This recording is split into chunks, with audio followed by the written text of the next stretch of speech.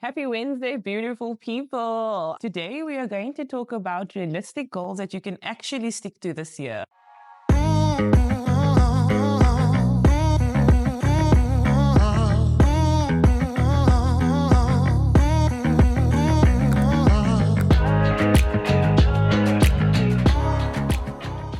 Welcome to Giggles and Glutes. I know that the setting looks a bit different today.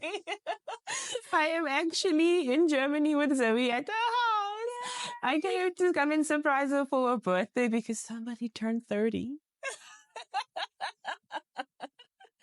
This year, we're going to forget about extreme diets, impossible routines, and we want to focus on goals that build confidence, strength, and consistency. So, Donaé, Yes.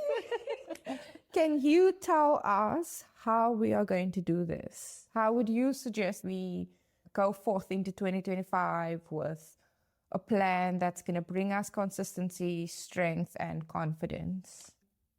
I think this is a great topic because a lot of people go from 1 year, let's take 2024, for example. Like they did the most, they did all of these things and they tried all of these things. And I feel like 2024, even the years before that, people doing exercise was a very good trial and error. Yeah. But a lot of the time, people don't take it as a trial and error. They do the same thing. It didn't work last year, but now it's a new year. So now I'm going to try the same thing more. Yeah. I'm going to push harder to it, and then it doesn't last as long as they intend for it to.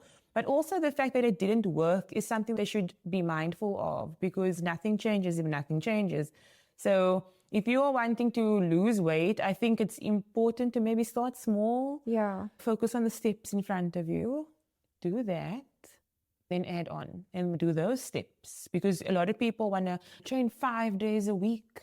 1 hour, wake up at 5 in the morning, like crazy things. Great, you can do it for 1-2 weeks until you can't anymore. So I think just being realistic about your goals. Yeah, that's so true. Especially like you said with the 5 o'clock in the morning thing. If you've never actually woke up at 5 o'clock in the morning to train at 5 in the morning, this is crazy to think that this is where I'm going to start, because you've been seeing, oh, this is a good, or you think that this is a good place to start for you. But no, the best place to start is with something small. Yeah. Start with saying, for 5 days in the week, I'm going to walk my 10,000 steps. And after 2 weeks, when comfortable with 10,000 steps, you can start introducing more things and start building on. It's very, very important that you have a strong foundation so that you can go far into 25 and beyond with a good, solid plan. And you don't feel like every time when you take a break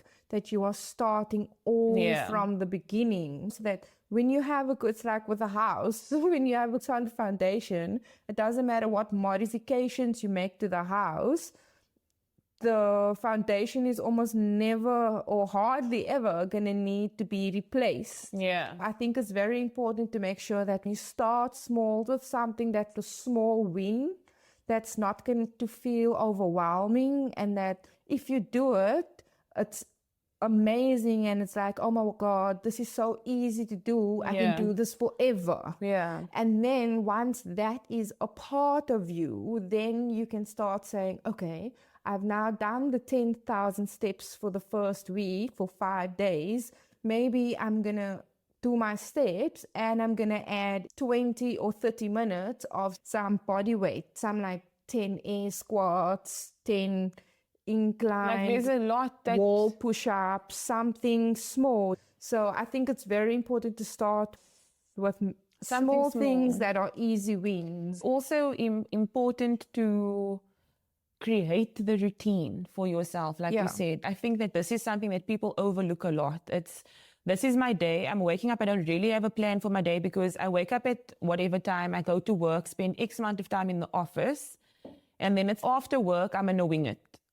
Whatever's happening after work is happening. Oh, I'm going to go to the gym. I don't really have a plan, but I'm going to the gym. And I don't really know what I'm going to eat tonight, so I end up eating crap. I don't really know what's happening. Like, it's just create a routine, a structure for yourself to follow so that you know even If you are doing walks, plan it to the time almost. Yeah. I finish work at 5. It's going to take me 15 minutes to drive to wherever I need to be. Yes. To the gym, to the park, to whatever.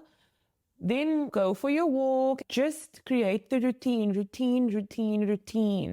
But I also want to say, while routine is important, it's also important that you are having fun while doing all of this stuff. It shouldn't be like, I am doing this because I must do it. You are doing this, or you should be doing this, because you are wanting better for yourself and better for your life and better out of your quality of life.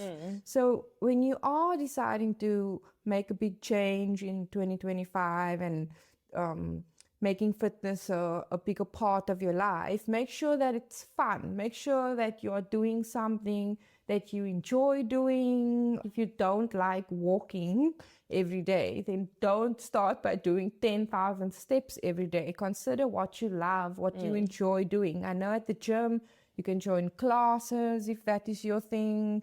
If you love being outdoors, you can go hiking, especially in South Africa right now. Hiking is obviously what everyone's doing in summertime. Wherever you are in the world, whatever you are deciding to do, make sure that this is something that you love doing, and it's not something that you are just doing because you need to punish yourself for what happened in December. That's one way of also making sure that you can maintain this thing for a very long time. Yeah. Remaining consistent is something people overlook a lot. People rely on motivation to get themselves to the gym. Like, you have no idea how your day is going to go. Yeah. You have no idea what's going to happen. You could end up staying in the office until 7. There's a saying, if you really wanted to, you will. Well, depending on how much you want this for yourself, how much you are chasing this thing that you are wanting for yourself, basically, and not for justification of anything else. But just to remain consistent, you're not going to feel motivated every day, and you shouldn't rely on that. So yeah, consistency over everything. That's 100% true. And it's important that when going through this journey, that you find some way to be accountable to yourself. It's easy to be like, I'm going to start this fitness journey and I'm just going to do it. But there's no way of kicking yourself in the arse when motivation fails. Yeah. There needs to be a discipline system in place as well that says, example, progress pictures. You can be like, I'm going to take a pic. This is day 1 of my fitness journey. I'm taking a picture of myself today, and I'm only taking the second picture in 90 days time again. Until then, I'm not going to get on a scale. I'm not going to check in. I'm not going to take additional pictures. All I'm going to do is between now for 3 months, just work hard, get the routine, build a plan, get everything going, everything that you need, sort all of that out in the first 3 months. Take that first picture and then take another picture 3 months later. I think that's the best advice. Yeah. Because then you're not bothered so much by... And people become obsessed, man. Yes. They become obsessed with stepping onto the scale and like, I just worked out today, let me check my abs. Yes. That's what people do. Often when you take out the stress, the process and the journey becomes so much more enjoyable. Yes. You actually fall in love with movement and the way you feel after. And that's what people should chase. Feeling. Yeah. Yes. And this is why, like, in the beginning, maybe as somebody who's been training for a long time or whatever, you don't need to be so hectically focused on your routine because the bug already bit you. True. You're going to make time regardless. It's in you already. But if you are somebody who's new starting, you have to be hard in the beginning. People think like, I can be laxy-daisy about it because Susan is training for 8 years now, so she's chilled. I can be chilled. No, you cannot. Before you can do a job properly, you have to go through training. They prep you, then you're ready. Then you can chill because now you know what's going on. Yeah. It's the same thing that applies. Another thing, I don't know about you guys. I don't know. 2024 was a wild year, not in the sense that crazy things happened, but in I feel like this year was a lot for me personally, and it might not be like this for the next person. I don't want you to feel shitty about yourself if this wasn't your situation. But there was a lot of realization and a lot of personal growth, I think, for myself. And now stepping into the new year, the other day I did an exercise of 2024 reflection and 2025 intentions. Okay. And I wrote down everything that happened in 2024. Big and small, significant and yes. Thanks for that. And I sat down and I read my list and I was like, wow, this happened this year, all of these things. And I can feel stepping into the new year, letting go of so many things and people that don't serve me anymore. Yeah. It's so empowering. And so I just wanted to, like, as an exercise for you, because New Year's resolutions are like, not the greatest thing, but just as an exercise to just see like where you were in 2024 and who you are stepping into 2025. And I think that you don't give yourself enough credit how much you grow year to year. Every one of us, I think. And this is just a great way to kind of see that. That's true. That is 100%. 100%.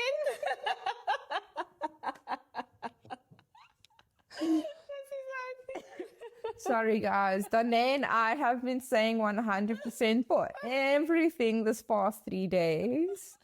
So that's why it's so funny.